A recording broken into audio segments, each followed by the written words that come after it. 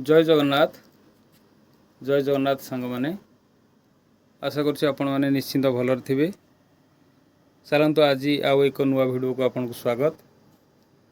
आज आम गहणार अच्छा प्रमोद कुमार आम अंचल जड़े सुनामधन्य कंठशिल्पी तांको विषय किसी जानिबा तांको किसी मीठा मीठा गीत शुणा आमर सौभाग्य से आज आम स्टूडियो रे पहुँची। दादा नमस्कार आज्ञा। नमस्कार आज्ञा। आम चैनल को आपन को स्वागत। आज आम दर्शक मान को आपण विषय किसी जनइबे आउ निज विषय किसी कहतु आज्ञा। आज्ञा मुझे बलभद्रपुर अंचल जड़े गरीब परिवार सामान्य कलाकार तो भिखारी सार गीत पर मोर भारी लक्ष्य हुए। तांकरी गीत मुझे शुणी शुणी शुणी शुणी ए तांकरी गीत गोटे गोटे भल लगे मु गायापाई। आम समस्ते छोट बेलू जाचु प्रमोद दादा गाइले आमको कहीं भिखारी बेलू सार छापा लगे। समस्त आम अंचलवासी बहुत गर्वित आपण आम अंचल जन्म नहीं। तेणुक चलतु डेरी नक गोटे बढ़िया करी से भिखारी बेलू सार गोटे निज पसंदर भजन टी गाँतु आम दर्शक शुणे।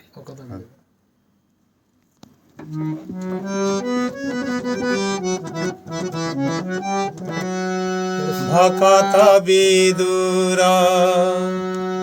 साग भजा दे तो साई पारिला मन मुझे ते दरब जाचिले काहीं की मुझे ते दरब जाचिले काहीं की न छुए भगवान भकत विदुर साग भजा दे तो साई पारिला मन दासिया बाउरी की तप करिला ताश्री फल हस्ते नेला बंधु बोली कही बंधु महांती को भोग थाली जाची देला तुम्हें परा से ही भाव विनोदिया तुम्हें परा से ही भाव विनोदिया मो पाई किया मौन मो पाई किया मौन भकत विदुर साग भजा दे तो साई पारिला मन न छुए भगवान। बहुत धन्यवाद दादा। सतरे माँ सरस्वती अपार करुणा आपण उपरे अपार आशीर्वाद रही। सत कथा आम एति समय भूलीगलु जे आम भिखारी बेल सार कंठर शुणुचु ना आपण कंठर शुणु। दादा आपण प्रथम गुरु किए संगीत रे? मोर प्रथम गुरु हेले मोर पिता स्वर्गत बाबा चरण गांधी तांकरी पाखरु मते से प्रथम लाइन देखिले तांकर ठारू प्रथम शिक्षा नहीं तांकर पाखरु शिखी आज पर्यंत जहा चली चलत आ डेरी न करी आ गोटे परवर्ती भजन शुणा प्रमोद दादा पाखरु आ सेई भिखारी बेल सारंकर भजन टी गाँतु आपण निज रुचिर निज पसंद चलत। 18 दिन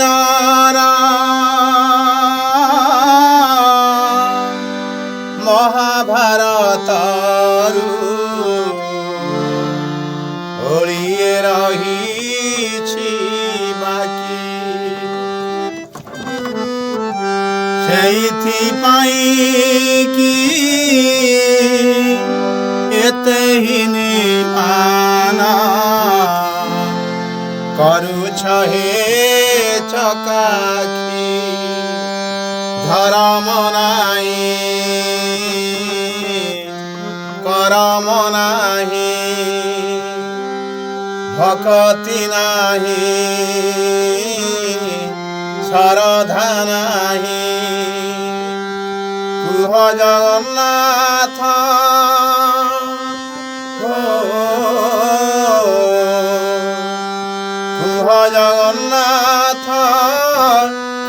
ତେବେ ପ୍ରଭୁ ଶେଷ ବେଳ ହୋଇଲା କି ପ୍ରଭୁ ଶେଷ ବେଳ ହୋଇଲା କି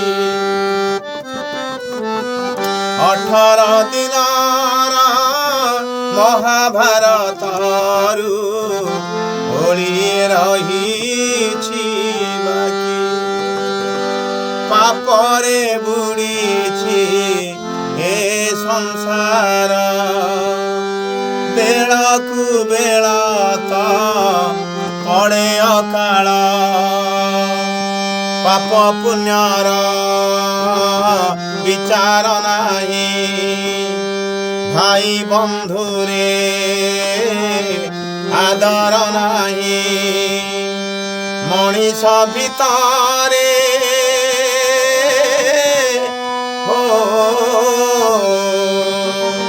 ମଣିଷ ଭିତରେ ମଣିଷ ପଣିଆ ଆଉ ପ୍ରଭୁ ଦେଖୁଛ କି ପ୍ରଭୁ ଶେଷ ବେଳ ହୋଇଲା କି। ବହୁତ ବଢ଼ିଆ, ବହୁତ ସୁନ୍ଦର ଲାଗିଲା ଏ ଭଜନଟି। ଯେମିତି ଜଗନ୍ନାଥଙ୍କର ଆଶୀର୍ବାଦ ସଦା ସର୍ବଦା ଆପଣଙ୍କ ଉପରେ ଥାଉ, ଏମିତି ରହିଥାଉ। ଏ ଭଜନଟି ଭାରି ବଢ଼ିଆ ହେଲା। ଦାଦା, ସଙ୍ଗୀତ ଯାତ୍ରା ଭିତରେ ଆପଣଙ୍କର ଗୋଟେ ଅନୁଭୂତି କୁହନ୍ତୁ। ଆମ ଦର୍ଶକମାନେ ଜାଣିବାକୁ ଚାହୁଁଛନ୍ତି ଆପଣଙ୍କର ସଙ୍ଗୀତ ଯାତ୍ରା ମଧ୍ୟରେ କ'ଣ ଗୋଟେ ଭଲ ଅନୁଭୂତି ରହିଛି, କୁହନ୍ତୁ ଟିକେ। ଅନୁଭୂତି ତ ଆମର ସଙ୍ଗୀତ ଜଗତରେ ପ୍ରଥମେ ଆମ ଛତିଆବଟରେ ଯେତେବେଳେ 13 ଚକିଆ ରଥ ହୋଇଥିଲେ, ସେ ଆମ ପିଇସା ବୋଲି ଜଣେ ଆମର ପିଇସା, ନିଜ ପିଇସା, ସେ ମୋତେ ନେଇଗଲେ। ପ୍ରମୋଦ ଚାଲ ସେଠିକି ଦେଖିବୁ ସଙ୍ଗୀତ ହେଉଛି, ଠାକୁର ଅଛନ୍ତି, ମଣିମା ଅଛନ୍ତି, ଆଉ ସେଠି କହିବୁ ଗାଇବୁ। ସେ ମୁଁ ତାଙ୍କ କଥା ମାନି ସେଠି ଗଲି। ଗଲା ପରେ ବହୁତ ଲୋକ ଥିଲେ, ମଧ୍ୟ ବହୁତ କଳାକାର ବି ଥିଲେ ସେଠି ସଙ୍ଗୀତ ଭାବେ। ସେଠି ମନା ଅଛି କାହାକୁ ବିନା ଆଶ୍ରମ ଜରିଆରେ କେହି ଗୀତ ଗାଇପାରିବେନି। ତେଣୁ ମୋର ବି ଭାରି ମନ ଥାଏ କେମିତି ପ୍ରଭୁଙ୍କ ପାଖରେ ଟିକେ ପଦେ ଅଧେ ଗାଇବି। ଆପଣ ପହଞ୍ଚିଲା ବେଳୁ ଅନ୍ୟମାନେ ସଙ୍ଗୀତ ପରିବେଷଣ କରୁ? ହଁ, ବହୁତ ଲୋକ, ପ୍ରବଳ ଲୋକ ଥିଲେ। ଆଜ୍ଞା, ଛାତି ଫଟାଫଟି ଲୋକ, ଚିତ୍କାର ଲୋକ। 13 ଚକ ରଥ ହୋଇଛନ୍ତି। 13 ଚକ ମାନେ ସିଂହଦ୍ୱାର ମୁହଁରେ ରଥ ହୋଇଛନ୍ତି, ସଙ୍ଗୀତ ଚାଲିଛି। ସେଠୁ ପିଇସା ମୋତେ କହିଲେ ତମେ ଆଉ ଗାଇପାରିବନି ଏଠି। ମୁଁ କହିଲି ନାଇଁ ମୁଁ ଗାଇବି। ମୁଁ ପଚାରି କଲେ, ସେଠୁ ପଚାରିଲି ତାଙ୍କ ଚପରାସି, ସେ କହିଲେ ନାଇଁ ତମେ ଏଠି ବିନା ଅନୁମତିରେ ଗାଇବ, ତମେ ତ ଆଶ୍ରିତ ନୁହଁ, କେମିତି ଗାଇବ। ସେଠୁ ମୁଁ ନିଜେ କହିଲେ ତମେ ଯଦି ଗାଇବ, ମଣିମା ଅଛନ୍ତି, ତାଙ୍କୁ କହିକି ଯଦି ଗାଇବ ଗାଇବ। ମୋର ଭାରି ମନ ହେଲା। ତାପରେ ଲେଖିକି ଦେଲେ ଆପଣ? ଆଜ୍ଞା, ଲେଖିକି ମୋତେ ଶୁଣୁ କହିଲି ପ୍ରଭୁ ମୁଁ ଗୋଟେ ଗୀତ ବୋଲି, କି ଗୀତ ଗାଇଲେ, ତମ ଘର କୋଉଠି ମୋତେ ପଚାରିଲେ। ମୁଁ କହିଲି ଆଜ୍ଞା ମୋ ଘର କେନ୍ଦ୍ରାପଡ଼ା ଜିଲ୍ଲା, ଆଉ ମୁଁ ଆସିଛି ଏମିତି ଠାକୁରଙ୍କୁ ଦେଖିବା ଆଉ ମୁଁ ଆସିଛି ସାର୍। କହିଲା ଯଦି ଗାଇବ ଗୋଟା ଲେଖିକି ଦେଲି। ଲେଖିକି ଦେଲି, ଦେଲା ପରେ ସେ କହିଲେ ଗୋଟେ ଗାଇଲ। ଗୋଟିଏ ଗୀତ ମୁଁ ଠାକୁରଙ୍କର ଗାଇଲି। କେଉଁ ଗୀତଟା ସେତେବେଳେ ଗାଇଥିଲେ? ପ୍ରଥମ ଗୀତ ମୁଁ ବିକାଶ ସାରଙ୍କର ଗୀତ ଗାଇଥିଲି, କୋଠ ଭଗିଆ। ଆଉ ପ୍ରଥମ ଗୀତ କୋଠ ଭଗିଆ। ତାପରେ କେଡ଼େ ସୁନ୍ଦର ସତେ କାଳିଆର ନବକଳେବର, ଏଇଭଳି ଗୀତ ଗାଇଲି। ଏସବୁ ଶୁଣିଲା ପରେ ସେଠୁ ଟୋଟାଲ କହିଲେ ତୁ ସବୁ ଗୀତ ଗା, ପଦେ ହଉ ଅଧେ ହଉ, ଭିକାରୀ ବଳର ସବୁ ଯାକ ଗା। ବାକି ଯୋଉ ଥିଲେ କଣ୍ଠଶିଳ୍ପୀ ସବୁ ବସିଲେ ସେମିତି। ରାତି ପାଇଲା ପରେ ସେଇ ଅନୁଭୂତିଟା ମୋର ଏବେ ସୁଦ୍ଧା ମନେ ଅଛି। ସେ ପ୍ରଭୁଙ୍କର କୃପା ଥିଲା ସେତେବେଳେ। ଏଇଟା ତ ଗୋଟେ ବଡ଼ ଅନୁଭୂତି ଆପଣଙ୍କର। ସେଥିପାଇଁ ମୁଁ ବହୁତ ମାନେ ଠାକୁରଙ୍କ ପ୍ରତି ସେଠି ମୋର ବି ବହୁତ। ଏଇଟା ଦାଦା ଆପଣଙ୍କର ଜୀବନ କାଳ ଭିତରେ ସବୁଠାରୁ ବଡ଼ ଅନୁଭୂତି ଆଜ୍ଞା ଥିଲା, ଆଉ ରହିଛି, ରହିଥିବ ମଧ୍ୟ। କାରଣ ଏଭଳିଆ ଅନୁଭୂତି ଆଉ ପ୍ରାୟ ଆପଣ ପାଇବେ କି ନାହିଁ। ସେଇଆ ବହୁତ ଧନ୍ୟବାଦ। ଆପଣ ସେଇ ଠାକୁରଙ୍କର ଆଶ୍ରିତ, ଆଉ ତାଙ୍କର ଆଶୀର୍ବାଦ ରହିଛି ବୋଲି ଏପରି ଅନୁଭବ ହେଇଛି ଆପଣଙ୍କର। ସେଥିପାଇଁ ଆପଣଙ୍କୁ ଧନ୍ୟବାଦ। ଦାଦା, ଆଉ ଗୋଟିଏ ଗୀତ ଭଲ ହୁଏ ଆପଣଙ୍କ କଣ୍ଠରେ, ଜଗନ୍ନାଥ ଯଦି ତୁମେ ଲକ୍ଷ୍ମୀ ହୁଅନ୍ତ, ନୁହେଁ ଦାଦା? ଚାଲୁନାହାନ୍ତି ସେଇଥିରୁ ଗାଆନ୍ତୁ, ପରେ ଶୁଣିବା। ଜଗନ୍ନାଥ ଯଦି ତୁମେ ଲକ୍ଷ୍ମୀ ହୁଅନ୍ତ, ଲକ୍ଷ୍ମୀ ଠାକୁରାଣୀ ଦୁଃଖ ବୁଝିପାରନ୍ତ, ତୁମେ ଜାଣିପାରନ୍ତ, ଏକା ହୋଇ ମହାଦେଇ କି ହନ୍ତ ସନ୍ତ, ଏକା ହୋଇ ମହାଦେଇ କି ହନ୍ତ ସନ୍ତ। ଏଉଠୁ ଆସୁଛି କହି 9 ଦିନ ଗଲା, ଘର କି ଘରଣୀ କଥା ମନେ ନ ପଡ଼ିଲା